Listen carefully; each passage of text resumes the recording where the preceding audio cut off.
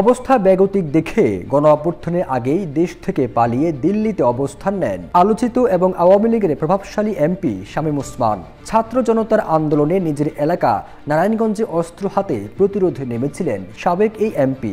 গণঅভ্যুত্থানের 2 দিন আগেও দলের কার্যালয়ে প্রকাশ্যে দেখা গিয়েছিল তাকে। 5 আগস্ট শেখ হাসিনার পতনের পর আর দেখা যায়নি শামীম ওসমানকে।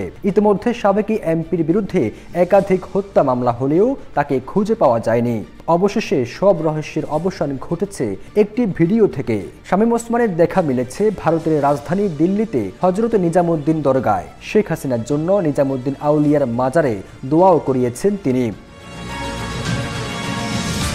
আওয়ামী লীগ সরকার পতনের 1 মাসের মাথায় নিজামুদ্দিন দরগায় মনিরুল হক নামে এক ফ্রিল্যান্সার ফটোগ্রাফারের ক্যামেরায় ধরা পড়েন শামীম ওসমান। চলতি মাসের শুরুর দিকে করা ওই ভিডিওটি গণমাধ্যমের কাছে দিয়েছেন ফটোগ্রাফার ও নির্মাতা মনিরুল হক। ভিডিও সূত্রে জানা গেছে, 250-টিরও বেশি ডিজাইন অপশন নিয়ে ওয়ালটন স্মার্ট ফ্রিজ, বোঝে আপনার প্রয়োজন। মাজারে এক ব্যক্তিকে দিয়ে দোয়া করান শামীম ওসমান। ভিডিওর উর্দু ভাষার সেই দোয়া বাংলা করলে হয়, শামীম ওসমান সাহেবকে সালাম পৌঁছানোর সামর্থ্য দাও, শেখ হাসিনা সাহেবাকে শানদার সাফল্য দান করে বাংলাদেশে ফিরে যাওয়ার ভাগ্য দান করো।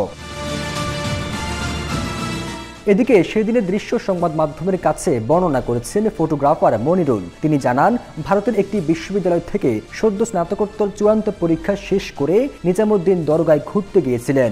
এ সময় হঠাৎ বাংলাদেশ শব্দ শুনে তাকালে দেখেন এক ব্যক্তি বাংলাদেশের নাম উচ্চারণ করে দোয়া করছেন। তখন সঙ্গে সঙ্গে মোবাইলের ক্যামেরা চালু করে ভিডিও করা শুরু করেন তিনি। মনিরুল জানান, তিনি সেখানে শামীম ওসমানকে দেখে অবাক হন। ওই সময় তার সঙ্গে পরিবারে আরো 3 জন সদস্য ছিলেন। পরে তিনি শামীম ওসমানকে অনুসরণ করেন। দরগাহের এক পাশে থাকা খাবারের জায়গায় শামীম ওসমান ও তার পরিবারের সদস্যদের তাবারক বিতরণ করতে দেখেন মনিরুল। এমনকি যিনি দোয়া পড়ছিলেন তাকে টাকাও দেন শামীম ওসমান।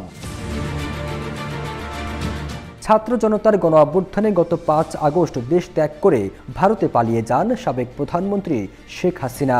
এরপর আওয়ামী লীগের অনেক নেতা ও এমপি এবং মন্ত্রী গোপনে দেশ ত্যাগ করেন। এর মধ্যেই নারায়ণগঞ্জের আলোচিত নেতা শামীম ওসমান সপরিবারে গোপনে দেশ ত্যাগ করেন। ফিরোজ আলম, জয় জয় দিন।